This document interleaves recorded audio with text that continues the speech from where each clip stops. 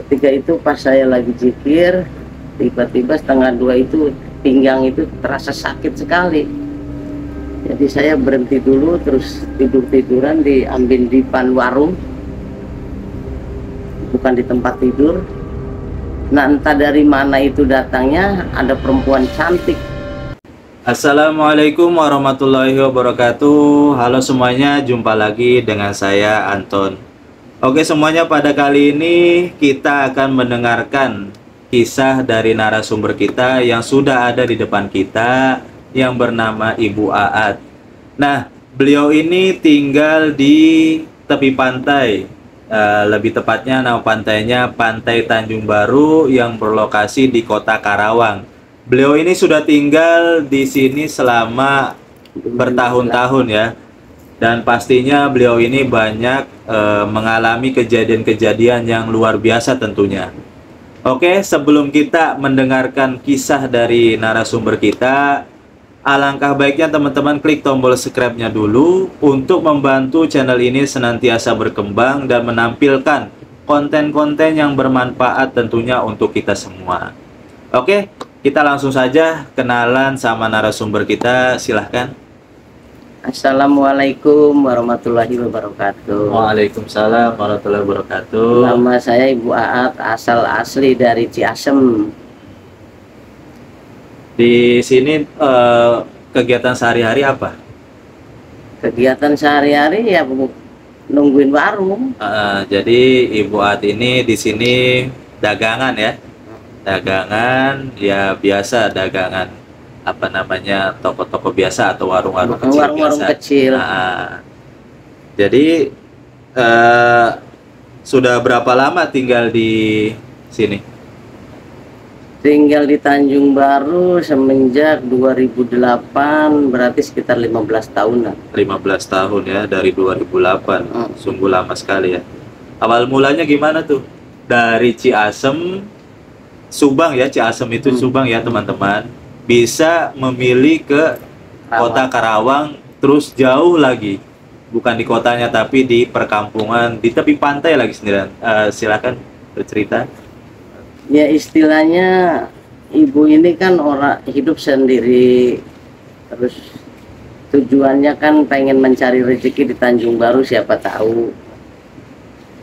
Ya sampai sekarang pun kehidupan ibu ini ya masih pas-pasan, tapi ya ibu selalu bersyukur sama Allah Subhanahu wa Ta'ala, masih dikasih kesehatan, umur panjang, rezeki ya ada walaupun sedikit buat makan, buat jajan. Walaupun seadanya, ibu selalu bersyukur. Itu pas mau ke Tanjung Baru itu disuruh orang atau pengen sendiri mau ke Tanjung Baru itu dari Ciasem? Inisiatif sendiri, tujuan sendiri. Awalnya dari kawan-kawan, informasi dari kawan-kawan atau dari mana gitu, kok bisa tahu lokasi ada di Tanjung Baru nih ada? Ya awal mulanya itu kan ibu punya, istilahnya udah kayak saudara lah, namanya Ibu Ida, orang Rapomeneng. Terus ketika itu dia menawarkan ibu ini ya supaya ikut ke Tanjung Baru, pengen juga tahu namanya Tanjung Baru. Setelah itu dapat jodoh sama orang sini juga, walaupun tidak lama. Setelah buka warung itu ya nggak tahu juga, ya betah aja di sini gitu, walaupun keadaan pas-pasan atau susah sekalipun gitu. Apalagi kalau ada angin gede, terus ombaknya juga ya begitu inilah. Tapi nggak tahu kekuatan hati ibu ini paling gimana ya, kuat sekali gitu, masih betah terus sampai sekarang. Dulu pas kesini sendirian atau sama keluarga? Sendiri. Pas pindah dari Ciasem ke sini? Sendiri. Sendiri. Nggak takut? Ya nggak takut juga sih, cuman ya pengen tahu pengalaman adanya di laut itu seperti apa, ya tiba-tiba terus betah aja gitu. Walaupun keadaan susah. Berarti pas selama tinggal di tepi pantai ini tentunya ada pengalaman kejadian, mengalami kejadian yang di luar nalar ya? Iya. Bisa Ibu A ceritakan? Ini warungnya. Nah, ini nama warungnya Warung Makan Sumber Rezeki. yang punyanya Mama Aat.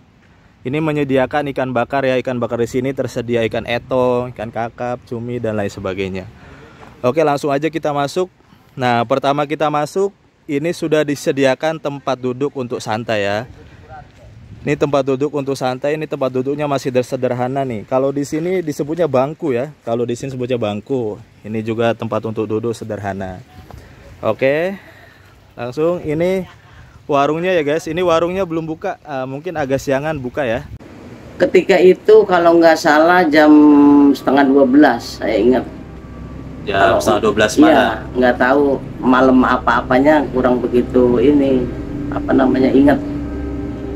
Ketika itu pas saya lagi zikir, tiba-tiba setengah 2 itu pinggang itu terasa sakit sekali. Jadi saya berhenti dulu, terus tidur-tiduran diambil di depan warung, bukan di tempat tidur. Nah, entah dari mana itu datangnya, ada perempuan cantik pakai baju kotak-kotak, terus pakai baju lepis, ya pokoknya cantik lah. Malam-malam tuh ya. Iya, malam setengah 2. Setengah 2 ada yang datang perempuan cantik. Ya. Terus bawa tas besar gede, warnanya hitam. Tas besar koper kayak Iya, koper. bukan, tas gede aja kayak orang jualan apa sih? Samping-samping itu kan suka digendong. Oh, oh. Nah, terus perempuan itu ya memberi senyuman sama saya itu. Terus dia juga masuk ke kamar saya. Emang kamar saya nggak ada boro-boro pakai pakai pintu, hording pun enggak. Jadi dari warung ke kamar saya itu kelihatan. Pas dia masuk, naruh tas besar itu di tempat tidur saya. Terus dia juga membuka sletingnya, walaupun nggak semua, cuman sempat merogoh tas itu. Cuman entah gimana ya, keburu sadar. Saya juga nggak tahu dia mau ngasih apa sama saya, soalnya udah merogoh tas itu. Itu nggak ada bilang apapun perempuan Nggak itu? ada bilang apapun, cuman Cuma ngasih senyum senyum aja. Pokoknya perempuan itu cantik sekali. Itu kira-kira siapa yang datang tuh? Maksudnya manusia, dari bangsa manusia atau Wallahu alam, cuman ya saya punya feeling bahwa itu Dewi Lanjar, penunggu Dewi pantai Lanjar? selatan. Nah. Jadi guys, di laut ini ada penunggunya ya, dari bangsa jin nih. Kalau di pantai selatan kan Nyi Roro Kidul. Kalau di pantai utara itu Dewi Lanjar. Dewi Lanjar. Memang banyak sih yang pernah ngalamin seperti itu. Tapi ya orang-orang tertentu saja. Seperti biasanya kalau orang mau jumpain Dewi Lanjar tuh pasti dia mau minta sesuatu ya. Ingin menemui, tapi kalau ini ditemui. Ditemui. Jadi pas Langsung waktu, masuk ke warung. Jadi pas waktu Ibu Ajikir di jam setengah 2 malam, tiba-tiba ada seorang perempuan yang sangat cantik tuh datang bawa tas, taruh di kamar Ibu Aat. Iya, tempat tidur pokoknya. Ketika Mama merogoh tas itu, bukan Mama Aat, dia yang merogoh. dia merogoh, habis merogoh itu dia Dewi pergi. Lanjar itu kan ngebuka sleting tas. Iya. Terus tangannya juga masuk ke ini, cuman belum dikeluarin tangannya dia itu. Ibu udah sadar dulu. Itu posisinya mimpi apa sadar atau bagaimana? Kayaknya enggak, saya belum tidur. Tapi mata melihat gitu, jadi setengah nggak inget gitu. Maksudnya saya ngelihat dia juga senyum kepada saya gitu. Cuman ya nggak begitu komunikasi atau ngobrol apapun atau pesan apa dia. Cuman kasih senyum, terus kayak seperti mau ngasih sesuatu. Iya. Tapi keburu Ibu Aat sadar gitu ya, dari zikir. Tapi udah dibuka tas itu. Terus setelah paginya, sehabis mengalami kejadian itu, apa yang dialami Ibu Aat setelahnya? Ya biasa-biasa aja. Cuman sampai saat ini saya selalu ingat apapun, kecantikannya, senyumannya. Itu kalau dari wajahnya mirip orang mana ya? Mirip suku mana gitu? Ya kayak orang Indonesia, cuman cantiknya nggak kira-kira. Oh, artis juga kalah? Kalah. Kalah banget. Iya. Pokoknya tubuhnya semampai, Dia pakai baju kotak-kotak, dikiling juga. Terus ya pokoknya cantik banget. Terus ininya juga ikal panjang rambut. Setelah itu ada berjumpa lagi? Nggak ada, cuman sebelum diketemukan sama Ibu Dewi ini, Ibu juga pernah ngalamin pas lagi baca sholawat, zikir, tangan Ibu nih kayak ada yang ngangkat ke atas. Itu benar-benar nyata adanya, saya juga lagi duduk. Ada yang ngangkat? Ada yang ngangkat ke atas. Kelihatan yang ngangkatnya? Maksudnya nggak kelihatan, cuman tiba-tiba tangan tuh ke atas. Sambil memegang tasbih itu. Pas lagi baca sholawat pokoknya. Dan itu nyata adanya, saya juga melek, saya juga sadar, cuman tiba-tiba tangan ini ngangkat sendiri gitu aja. Itu sering ngalamin seperti itu? Cuma satu kali. Cuma satu kali? Itu maksudnya apa seperti itu? Wallahu alam, Allah yang tahu. Berarti Ibu Ati ya teman-teman rajin zikir ya, rajin zikir tiap malam. Jadi kita juga kalau bisa rajin zikir ya tiap malam, meminta pertolongan sama Allah seperti itu. Setelah kejadian itu ada kejadian lagi Pak? Kalau kejadian suka ada penampakan ya emang bukan terbiasa sih. Ya saya juga alhamdulillah, bukan berarti saya sombong, saya ini berani. Ya ada, cuman ya emang dia tidak mengganggu, saya pun tidak akan mengganggu gitu aja. Jadi kalau pengalaman didatengin makhluk-makhluk ya, namanya juga tinggal sendirian di tepi pantai pasti sering ya. Tapi Ibu Atni seperti sudah terbiasa lah. Terus suara-suara serem gitu, atau suara yang memanggil nama gitu. Yang penting intinya kita jangan ganggu dia pasti nggak ganggu kita, seperti itu. Bener, yakin, intinya jangan saling ganggu lah. Kalau misal ada penampakan, ada suara-suara serem, pastilah namanya juga tinggal sendirian. Ya kadang-kadang suka ada yang manggil mah gitu, mah, tapi emang tidak dihiraukan karena bukan orang gitu. Berarti selama 15 tahun itu ya termasuk betah ya? Betah banget, sampai sekarang pun betah. Walaupun keadaan Ibu ini sangat-sangat susah, kadang-kadang sampai mau beli beras juga nggak kebeli ya. Saya selalu bersyukur sih, masih dikasih kesehatan gitu aja. Ya, jadi teman-teman kalau yang khususnya di daerah Karawang nih, kalau mau mampir ke warungnya Ibu Atni, ini berlokasi di Tanjung Baru ya. Tanjung Baru itu Kecamatan Cilamaya Kulon. Nah, nanti untuk alamatnya nanti di deskripsi ya, nanti kita kasih alamatnya. Itu juga sudah ada di Google Maps, jadi mudah untuk mencarinya. Jadi apa namanya, kita juga selain untuk berlibur melihat pantai, kita juga bisa bantu orang seperti itu ya. Terus ada lagi yang ingin diceritakan? Ya kalau cerita kehidupan kepahitan saya ya sampai berapa hari ya, mungkin nggak tamat sih sebenarnya. Kalau mau cerita silakan setengahnya aja. Cuman kadang-kadang namanya kehidupan manusia itu kan tergantung kitanya sabar atau tidak, karena bagi saya kesabaran itu nggak ada istilah ada batasnya, nggak ada. Yakin dan percaya, yakin sama Allah, yakin sama hati kita sendiri, gitu aja. Ya tapi kalau misal kayak keluarga besar ada yang datang ke sini? Ya ada, anak juga ada. Cuman kan ibunya ini yang suka yakin aja bahwa di sini akan mendapatkan rezeki dari Allah, entah dari mana nanti datangnya gitu aja, yang mau ngasih rezeki. Tapi kalau memang harapan itu hampa ya mau gimana coba. Cuman pasrah sama Allah, yakin gitu aja. Mana yang terbaik buat saya ya itu juga terbaik buat Allah gitu aja. Itu berarti kalau yang ketemu Dewi Lanjar tuh nggak ada kayak minta tumbal-tumbal, nggak ada? Nggak ada, istilahnya dia itu kayaknya ini menurut feeling saya, dia itu suatu saat mungkin akan ngasih rezeki sama saya yakin sih. Cuman ya orang kan nggak boleh takabur, tapi keyakinan kan harus ada.